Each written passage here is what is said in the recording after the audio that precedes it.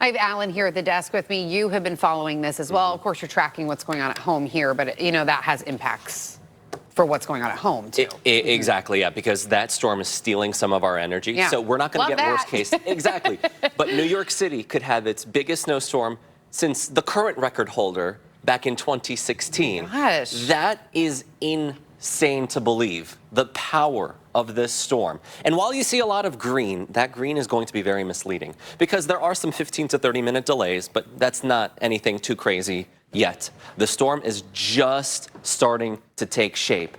And this map is going to turn a whole lot more red and then eventually pink in terms of, hey, the airports are just going to flat out close, especially along the I-95 corridor. So watch this. Here's Futurecast.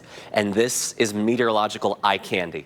Look at the storm. Look at it, the swirl. Look at this textbook nor'easter. This is a bomb cyclone, and watch what it does with the winds as well. We mentioned up to 60-mile-an-hour gusts. This is tomorrow morning's commute, which there probably will not be in Philadelphia to New York City, up 91 to Hartford, and then eventually 90 eastbound to Boston with 60-mile-per-hour gusts. And this is going to continue. Even though the snow might end by midday, the gusts are still going to be over 50 miles an hour along the Jersey Shore, New York City, in Connecticut, and up into southern New England.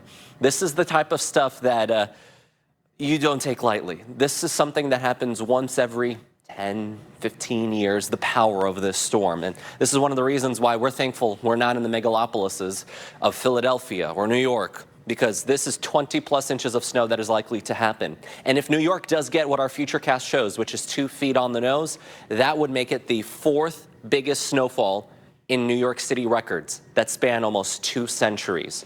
This is why extreme, crippling impacts are likely with this storm, on top of the power outages, on top of the snow, and everything else that I'm expecting. As for our neck of the woods, here's Power of 5. A lot less snow. It's light to steady, and we'll be able to handle it. You'll be able to get from point A to point B throughout most of today, but it's going to be a little bit annoying out on the roads, especially the side streets.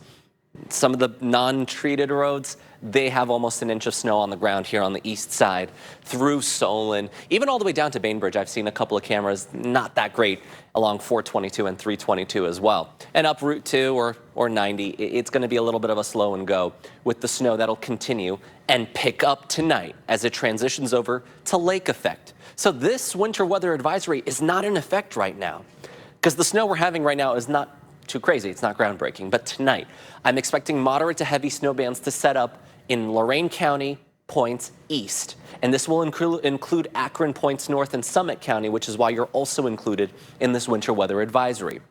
How does it look like on Futurecast? A little bit lighter snow for the second half of the day as the storm offshore steals our energy.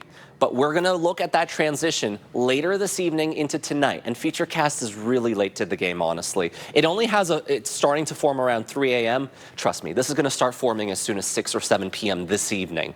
So what you're going to see for the morning commute is honestly what the Futurecast and what our radar is going to look like throughout most of the night tonight.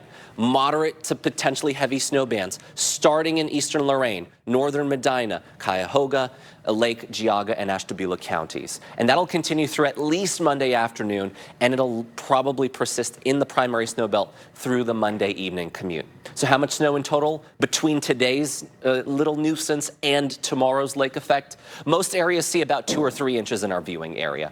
Akron gets closer to the 4, and then this purple color stretching from eastern Lorain County through much of the Cleveland metro south of 90 is going to be about 4 or 5 inches, but a couple of spots where those squalls persist will get 6+. That best chance is going to be in central Geauga County because, hey, Mother Nature likes to choose where the heaviest snow ends up all season. This year so far, it's been central Geauga. I don't expect that to change. And guess what, Tessa? We got 2 more storms after this into next week.